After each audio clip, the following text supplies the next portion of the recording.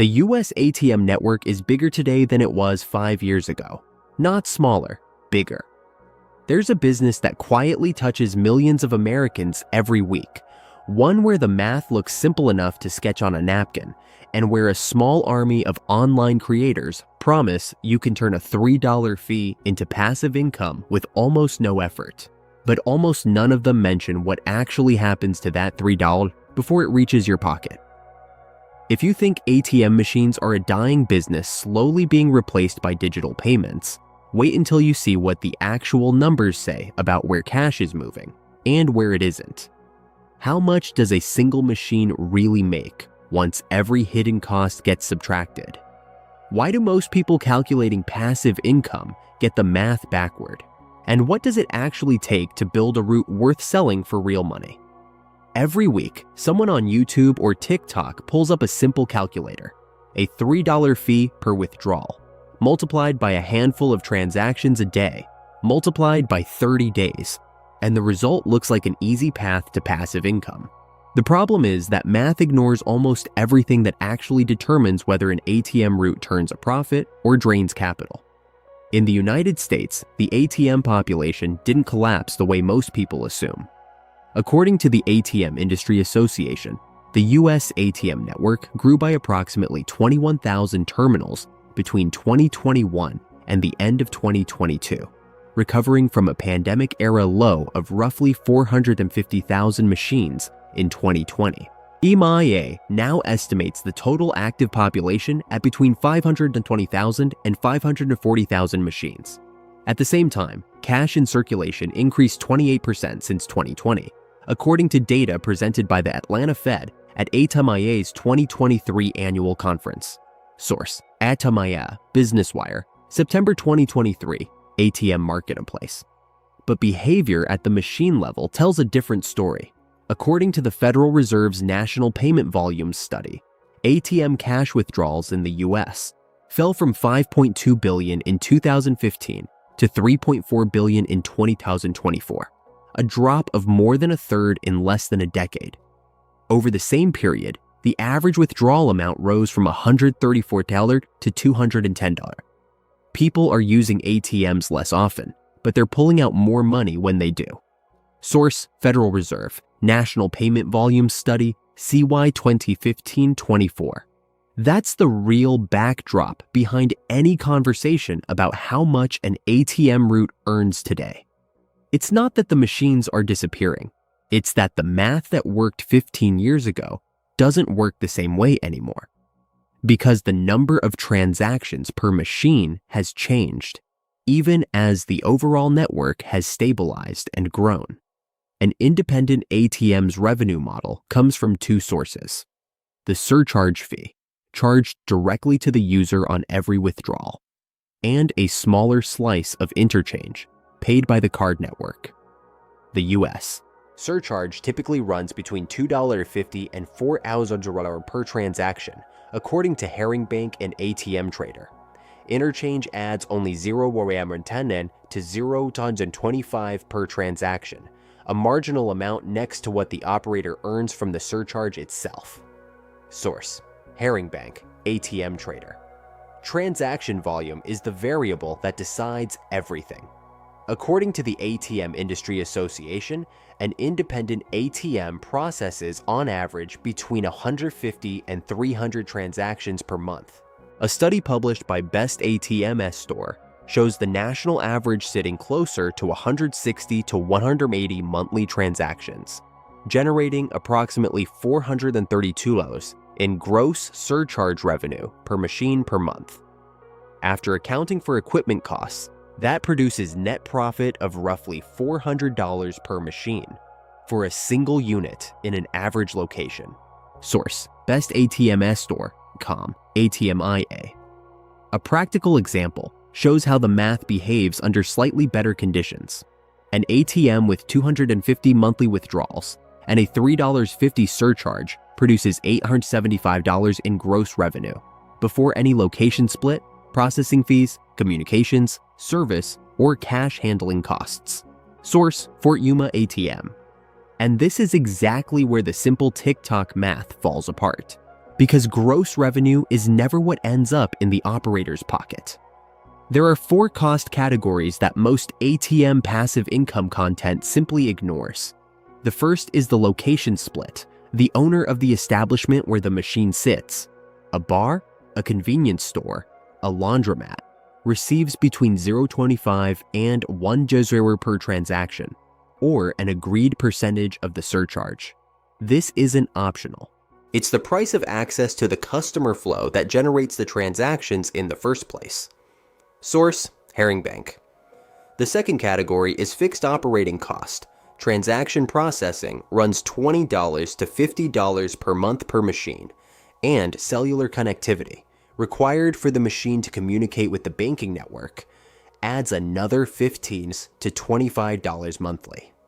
These fees apply regardless of how many transactions the machine processes that month.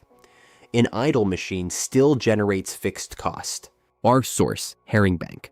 The third category is capital tied up in physical cash, vault cash. A standard independent machine needs a cash reserve between $3,000 and $5,000 just to operate without running dry midday. This isn't a recurring expense, but it is capital sitting idle inside the machine instead of being available for expansion. Source: ATM Trader. The fourth category, the one that shows up least in passive income content, is operating time itself. A route owner with a handful of machines still has to drive to each location, restock cash, resolve connectivity failures, negotiate contracts, and renew placement agreements. Real ATM route sale listings, reviewed by routesforsale.net, show operators reporting between 3 and 20 hours of active weekly work to manage mid-sized routes, the opposite of the 100% passive income concept sold on social media. Source: routesforsale.net, listings in Louisville, Hartford, and Phoenix. When you apply these 4 cost categories to a machine generating $875 in monthly gross revenue, real net profit drops to a much more modest range. Most independent operators report between $150 and $600 in net profit per machine per month, a range far removed from the $3 times 5 active customers times 30 days math that circulates in quick hit videos. Source: Fort Yuma ATM, which means ATM route profitability was never about how many machines someone owns. It depends on a variable most first-time operators consistently underestimate: location quality. When an operator decides to sell an entire route instead of continuing to run it, the market applies a fairly standardized formula. According to multiple real route sale listings reviewed by routesforsale.net, the sale price of an ATM route is typically calculated as a multiple of 2 to 3 times annual net cash flow, plus the value of the physical assets, the machines themselves. That multiple can climb when the route carries long-term location contracts, favorable revenue splits, and a consistent transaction history.